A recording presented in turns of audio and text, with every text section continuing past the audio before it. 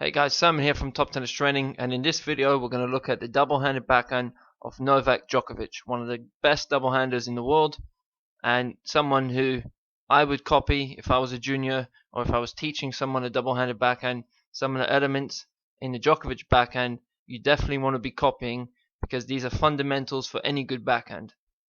So this is the start of the Djokovic backhand, and the first thing that you notice is that Djokovic is very early to recognize that the ball is coming to his backhand, and secondly, he gets his shoulders turned as soon as possible. As early as he can, he's turning his right shoulder towards the net. That's the first step to the Djokovic backhand. So this shoulder turn right here, that is a fundamental of any good double-handed backhand. And notice in this position, Djokovic's right arm, that's his bottom hand, is fully straight, which is creating great leverage in his arm. Right from the start of the swing, the right shoulder is now fully turned on sideways to the net, and he's watching the ball over his right shoulder. A great tip to remember is almost have your chin touching your shoulder. That will get you turning your body from the very start of the stroke. Another big thing that we'll see here is that when he gets to the back position, this is his power position on the backhand, the top of the racket, the tip of the racket, is much higher than the grip level.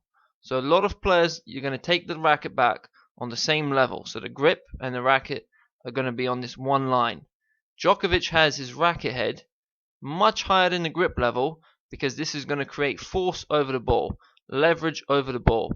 Every single stroke, you want to have leverage over the ball, basically force over the ball. And Djokovic does this better than probably anyone in the world right now. So this is the power position for the Djokovic backhand. Notice that the right shoulder is completely side on to the net. His head is watching the ball over his right shoulder. The body weight is on the back leg, which is the left leg. If he's running, if he's on the run, he's going to hit an open stance backhand most of the time. But when he has time, he's going to load on this back leg, the left leg, and he's going to transfer his weight. And he's going to transfer his weight from the back leg, which is the left leg, onto the right leg, and then into the shot.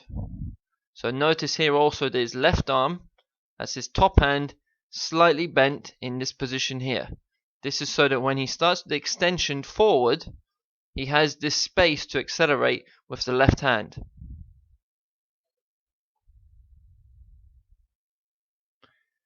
Now Djokovic is driving forward.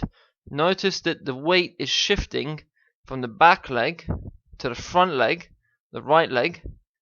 The racket head is dropped from this position here all the way down. The tip of the racket is now under the ball level, which is going to help him brush the ball, create good topspin.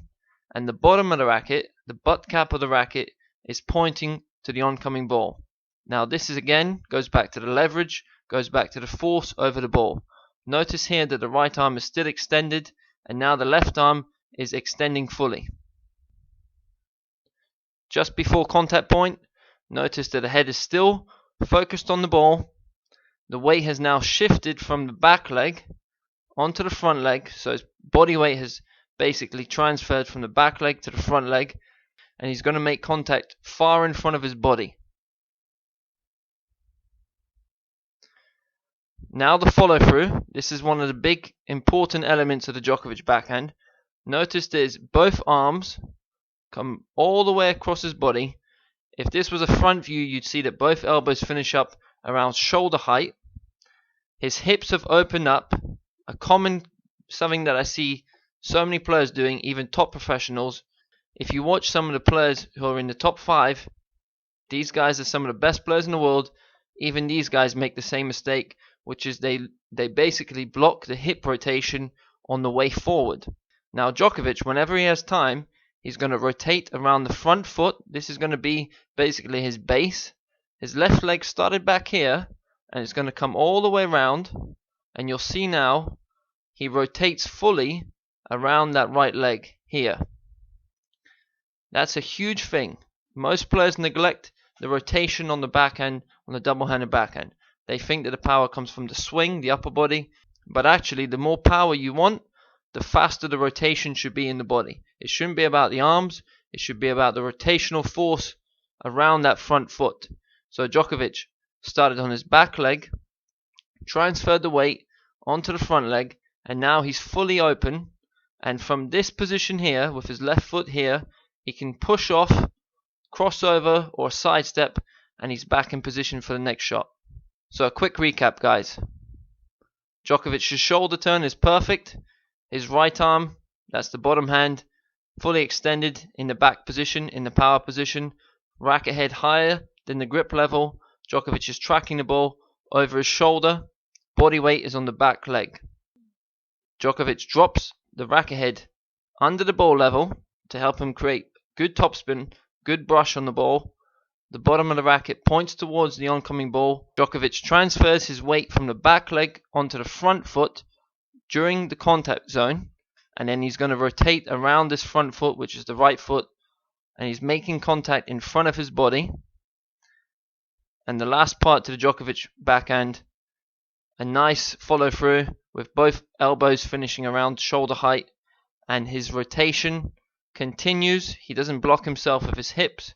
His left foot comes forward on the finish. So guys, hopefully you've learned quite a bit from this video. If you like this video, click the like button down below.